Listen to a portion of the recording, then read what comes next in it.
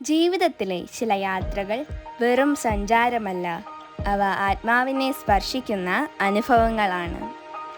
ഈ വെക്കേഷനിൽ ഞാൻ പോകാൻ ഏറ്റവും ആഗ്രഹിച്ച ഒരു സ്വപ്നതുല്യമായ ആത്മീയ യാത്രയായിരുന്നു മധുരൈ, ചിദംബരം, ഗംഗൈകൊണ്ടചോളപുരം, ശ്രീരംഗം. കുടുംബത്തോടൊപ്പം, പ്രത്യേകിച്ച് അപ്പൂപ്പന്മാരുടെയും അമ്മൂമ്മമാരുടെയും സാന്നിധ്യം ഈ യാത്രയെ കൂടുതൽ അനശ്വരമാക്കി. ആദ്യം ഞങ്ങൾ എത്തിയത് മീനാക്ഷി അമ്മൻ ക്ഷേത്രം നിലകൊള്ളുന്ന മധുരയിലേക്കായിരുന്നു. പ്രാതലും കഴിഞ്ഞ് മധുര എന്ന മഹാനഗരത്തിലേക്ക് ഞങ്ങൾ എത്തിയപ്പോൾ അവിടുത്തെ ഓരോ കാഴ്ചയും എന്നെ അമ്പരപ്പിച്ചു.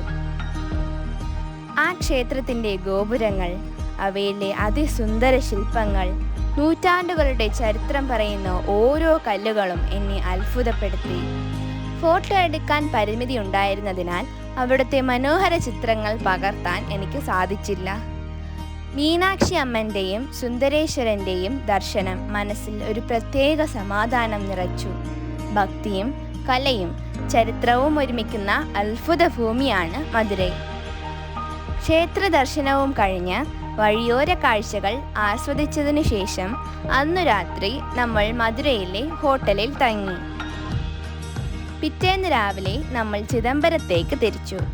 ചെറിയ ചായകുടിയും കഴിഞ്ഞ് നമ്മൾ തില്ലൈ നടരാജസ്വാമി കുടികൊള്ളുന്ന ചിദംബരത്തേക്ക് യാത്ര തുടർന്നു.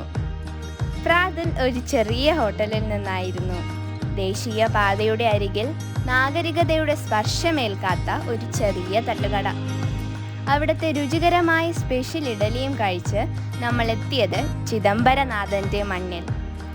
നടരാജ രൂപത്തിൽ ശിവഭഗവാൻ ആനന്ദ താണ്ഡവം ചെയ്യുന്ന ഈ ക്ഷേത്രം ഭാരതീയ ആത്മീയതയുടെ ഒരു മഹത്തായ പ്രതീകമാണ്. ചിദംബര രഹസ്യം എന്ന് കേൾക്കുമ്പോൾ ദൈവീകതയുടെ ആഴം നമുക്ക് മനസ്സിലാക്കാം.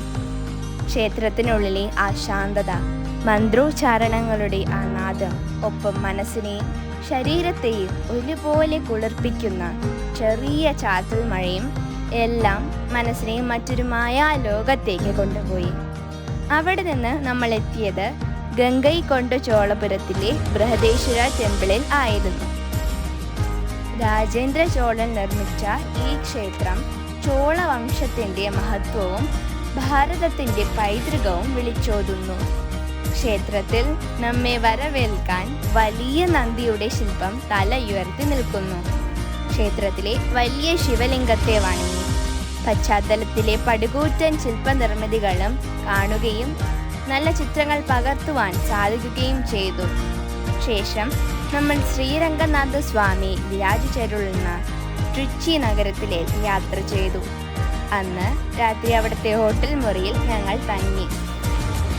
പിറ്റേന്ന് രാവിലെ ശ്രീരംഗനാഥ സ്വാമിയുടെ തിരുസന്നിധിയിലേക്ക് പോയി.